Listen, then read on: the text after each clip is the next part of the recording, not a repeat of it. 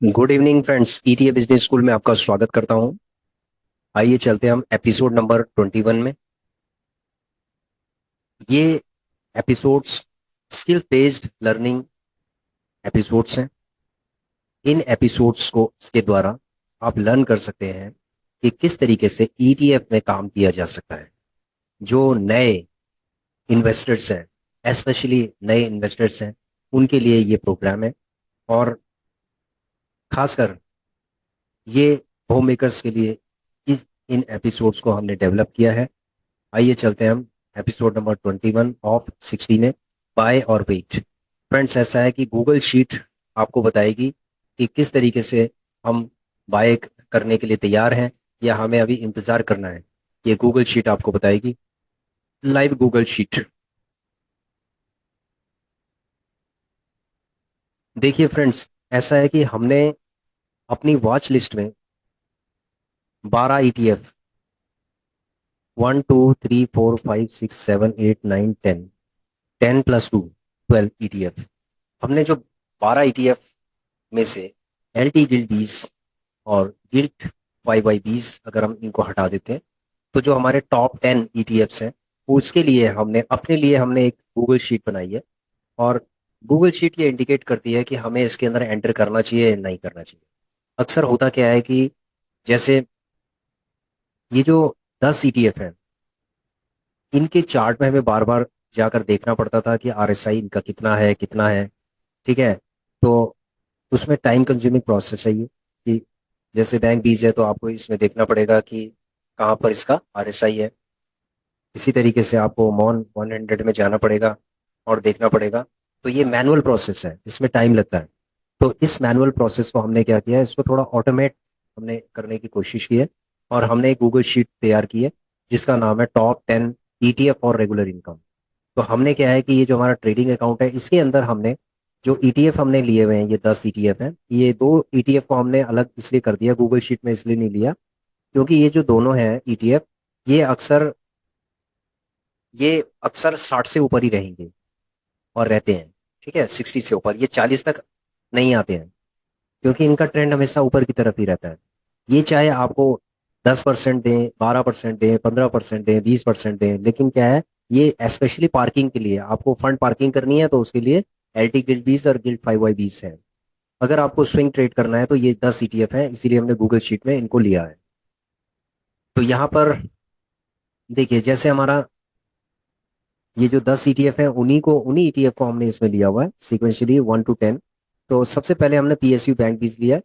PSU bank बीज में अभी आरएसआई चल रहा है 31.22। अगर हम इसके अंदर चेक करते हैं, पीएसयू बैंक बीज है हमारा, इसका है 31.23, इसका आरएसआई चल रहा है, तो इसका मतलब है आरएसआई बिल्कुल ठीक है, 31.22 है। इसी तरीके से ऑटो बीज का है, मॉन 100 है। हमने इसके अंदर 45 या उससे नीचे अगर आरएसआई होता है तो ये बाइंग, आपको बाइंग सिग्नल देगा। Start buying as per rules, यानी कि रूल ये कहता है कि 45 से नीचे अगर ये चला गया तो आपको बाय करना स्टार्ट करना है। कितना बाय करना है आपको? देखिए फ्रेंड्स, यदि आपने टोटल बजट मान लिया जाए कि आपने एक ईटीएफ के अंदर आपने 1 लाख का टोटल बजट आपने रखा हुआ है, तो 10 ईटीएफ है तो टोटल 10 लाख हो गया।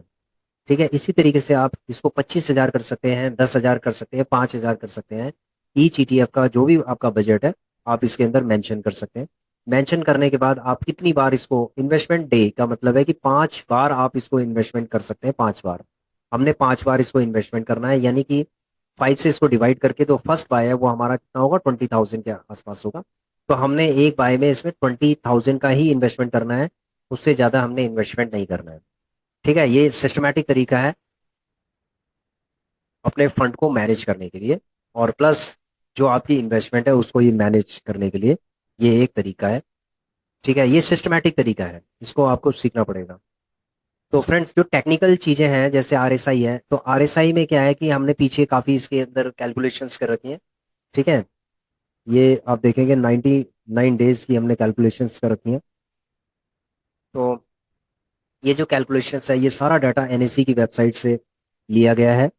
ठीक है, गूगल शीट में लिया गया है एनएससी से। और हमारा जो मेन है, देखो, इस जो कॉम्प्लेक्स कैलकुलेशंस को देखने की बजाय यदि आप इसको यहाँ पर देखोगे, तो आपको RSI आपको दिखाई देगा, और सिग्नल क्या है इसके अंदर, आउटपुट क्या है इसमें, हमें इसको बाय करना है या वेट करना है। तो अभी ये 4 ETF हैं जिनको ये कह रहा है कि आपको बाय करना है। जैसे PSU बैंक 20 को कह रहा है, बॉन्ड 100 को कह रहा है, उसके बाद है CPSC को कह रहा है, और बैंक 20 को कह रहा है। इसका मतलब है कि चार में हम इन्वेस्टमेंट कर सकते हैं। कितना इन्वेस्टमेंट कर सकते हैं फ्रेंड्स? इसके अंदर हम 20-20 हज़ार का इन्वेस्टमेंट कर सकते हैं अभी। ठीक है, फर्स्ट बाय 20,000 का इन्वेस्टमेंट होगा ईच ETF के अंदर। उसके बाद क्या होगा, हमारे जो रिटर्न इन्वेस्टमेंट डे हों वो कम हो गए हैं, यानी कि एक हमने कर दिया, अब चार रह गए। ठीक है, इसके अंदर चार रह गए, बाकी में पांच ही हैं। बाकी के अंदर कितने हैं? पांच हैं। तो इस तरीके से यहाँ पर हमारा जीरो है, यहाँ पर हमारा जीरो है। फर्स्ट बाय अभी हमने कोई भी इन्वेस्टमेंट नहीं किया, तो इसको हमें जीरो कर देना चाहिए। ये जीरो हो गया। उसके बाद है पांच है, फाइव है,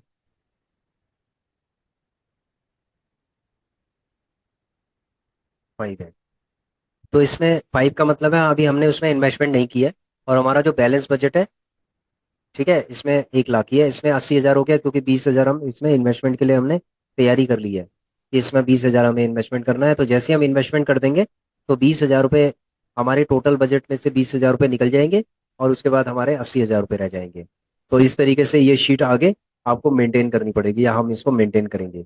ठीक है, तो पांच बार ही इसको, हमने पांच बार ही एक ETF के अंदर इन्वेस्टमेंट करना है, यानी 1 लाख रुपए से ज्यादा हम इसमें इन्वेस्टमेंट नहीं करेंगे। और जब RSI 45 से नीचे होगा तब हम स्टार्ट करेंगे। ठीक है, तब हम क्या करेंगे, स्टार्ट करेंगे। तो इसमें एक नोट है कि सेकेंड एंड फर्दर बाइज, ये तो पहली बाई, पहला हमने बाई किया, फर्स्ट बाई कहते हैं। अब वो सेकेंड एंड फर्दर बाइज क्या होंगे, जब RSI 45 से नीचे होना चाहिए, पहली कंडीशन है। प्लस इन्वेस्टमेंट करना है सिर्फ रेड कैंडल में करना है। ठीक है, रेड कैंडल होगी तभी इन्वेस्टमेंट करना है, ग्रीन कैंडल पे कोई भी इन्वेस्टमेंट नहीं करना है, चाहे 45 से नीचे हो। 45 से नीचे तो होना ही चाहिए, लेकिन रेड कैंडल भी होनी चाहिए। या फिर 2.5% का करेक्शन इसके अंदर आ गया हो। ठीक है, फर्स्ट बाय से 2.5% नीचे करेक्शन आ गया हो। ठीक है, ये डिपेंड करता है कि मार्केट की सिचुएशन पे, कभी कभी हो सकता है कि 2% पे भी कर लें, लेकिन 2.5% के आसपास हो। उसके बाद जो फर्स्ट बाय से जब आप थर्ड टाइम इसको बाय करेंगे, तो 5%,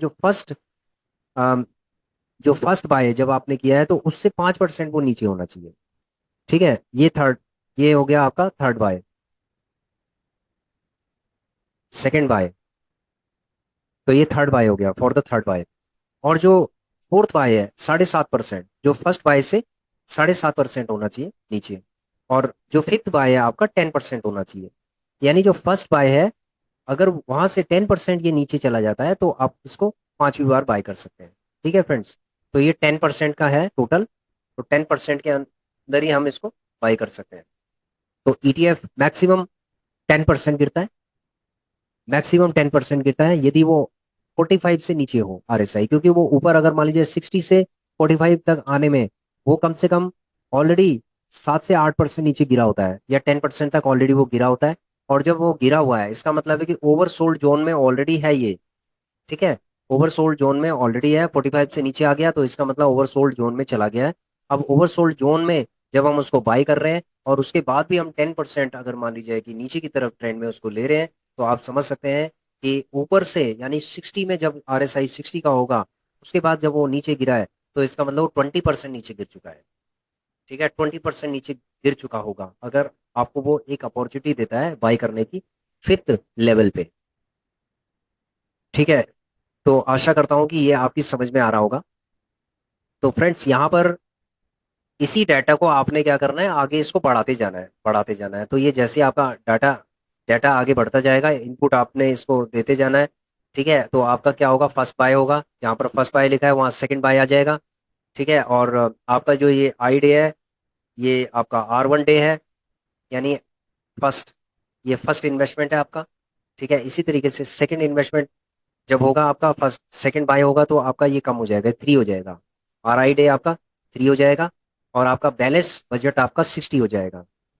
इसी तरीके से थर्ड बाय जब आप करेंगे, तो उसके बाद RI डे आपका 1 पॉइंट और कम हो जाएगा, और आपका बैलेंस बजट फिर 20 हज़ार रुपये और कम हो जाएंगे, यानी 40,000 रह जाएगा। तो इसी तरीके से आपका क्या है, आगे आगे करके जो कॉलम्स हैं वो आपने एंटर करते रहना है इन्वेस्टमेंट के साथ साथ। ठीक है फ्रेंड्स, देखो कुछ चीजें हमें मैनुअल भी करनी पड़ेंगी इसके अंदर, क्योंकि मैनुअल इसलिए करनी है क्योंकि हम क्या क्या करते हैं, जो हमारी इन्वेस्टमेंट होती है वो मैनुअल होती है, ऑटोमेटिक नहीं होती है। कोई भी इन्वेस्टमेंट देखो, जीटीटी ऑर्डर भी लगा रहे हैं तो हमारा जो फंड्स है वो हमारे अकाउंट से जा रहा है ना, तो इसीलिए हमें कुछ चीजों को मैनुअल करना है, कुछ चीजों को ऑटोमेटिक तरीके से ही बताएगा। तो पीछे से जो चीजें हमने इसमें कैलकुलेशंस कर रखे हैं वो सारी ऑटोमेट कर रखी हैं।